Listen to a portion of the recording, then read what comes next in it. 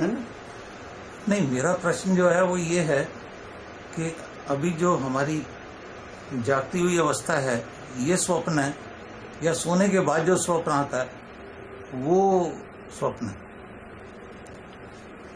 दोनों ही स्वप्न है। अभी जिस दशा में हम हैं उसमें हम स्वप्न को स्वप्न इसलिए कहते हैं क्योंकि हमें ये जो स्टेट प्राप्त है जिसको जागृत कहते हैं, उसमें हमें ऐसा लगता है कि हम जागृत हैं। हम ये नहीं समझते कि हम अभी भी सो रहे हैं, ये हमको नहीं पता है।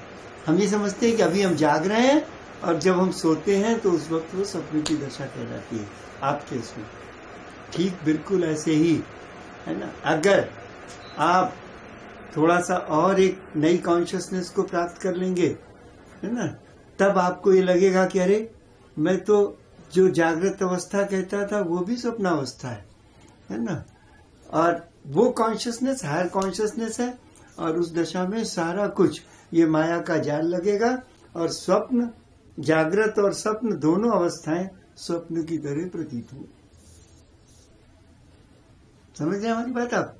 आप जिसको जागृत कह रहे हैं अभी ना, ये एक कॉन्शियसनेस ही तो है। कॉन्शियसनेस है, एक कॉन्शियसनेस है ना। और स्वप्न की जो स्टेट है वो भी एक कॉन्शियसनेस है। स्वप्न वाली भी कॉन्शियसनेस है, आप भी वाली जागृत है वो भी कॉन्शियसनेस है। मगर हम स्वप्न वाली दशा को अपनी इस जागृत दशा के हिसाब से कहते हैं कि वो स्वप्न की दशा है, क्योंकि जो कॉन्शियसनेस हमको जागृत अवस्था में प्राप्त है वो कॉन्शियसनेस स्वप्नावस्था में नहीं होती।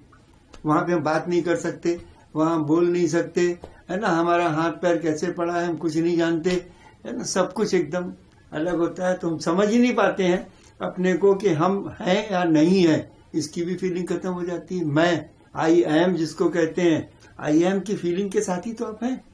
अगर आप आई एम खत्म हो जाए, मैं हूं ये बात आप में से निकल जाए तो खत्म हो गया, मैं मर गया, है ना। तो स्वप्न की दशा ऐसी ही है कि आई एम जो होता है ना, ये कॉन्शियसनेस की आई एम, मैं हूं, ये कॉन्शियसनेस स्वप्न में खत्म हो जाती है, तो हम उसको स्वप्न कह देते हैं। ठीक है, मगर देखिएगा कि आप वो भी एक बड़ी कॉन्शियस स्टेट है।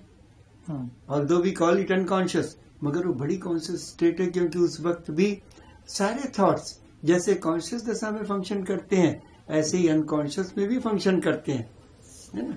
फर्क ये होता है कि वहां पे थॉट्स को हम थॉट्स की तरह से नहीं देख पाते, नहीं समझ पाते। वहां पे थॉट्स फॉर्म के रूप में हमको दिखाई पड़ते हैं और उसको हम स्वप्न कहते हैं। सब कुछ फॉर्म में हो जाता है, वो फॉर्म जगत है पूरा का पूरा। अगर कोई विचार है तो विचार का एक फॉर्म बन जाता है और फॉर्म के रूप में हम उसको देखते हैं। सारे थॉट्स ही होते हैं मगर वो फॉर्म में कन्वर्ट हो जाते हैं। तो स्वप्न की दशा में भी कॉन्शियसनेस है, हमारी जागृत अवस्था में भी कॉन्शियसनेस है, मगर जागृत अवस्था में हम उस अवस्था को, है ना, स्वप्न कहते हैं इसलिए कि उस अवस्था में हमारी जागृत अवस्था वाली चेतना लुप्त हो जाती है। वो चेतना वहां नहीं रहती, जो जागृत की चेतना अभी हमको है वो चेतना वहां होती है, इसलिए हम उसको स्वप्न की दशा कहते हैं।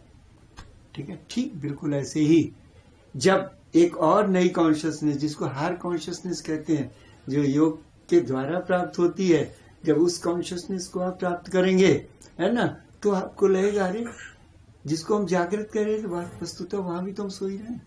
ये आपको जागृत अवस्था हायर कॉन्शियसनेस में जब आप जाएंगे तो स्वप्न के तुल्य हो जाएगी।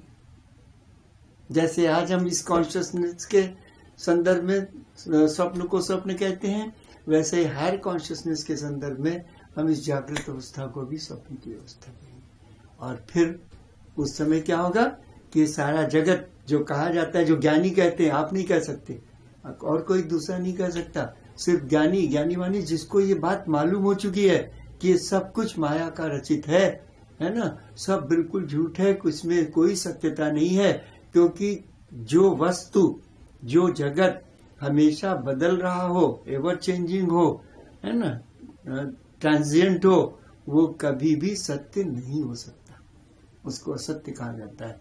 पर ये जगत हमेशा ट्रांजिएंट है, हर मोमेंट बदलता रहता है, हम आप सब हर मोमेंट चेंज हो रहे हैं, है ना। इसलिए इसको ट्रांजिएंट कह के ये बताना चाहते हैं कि यह असत्य है, सत्य नहीं।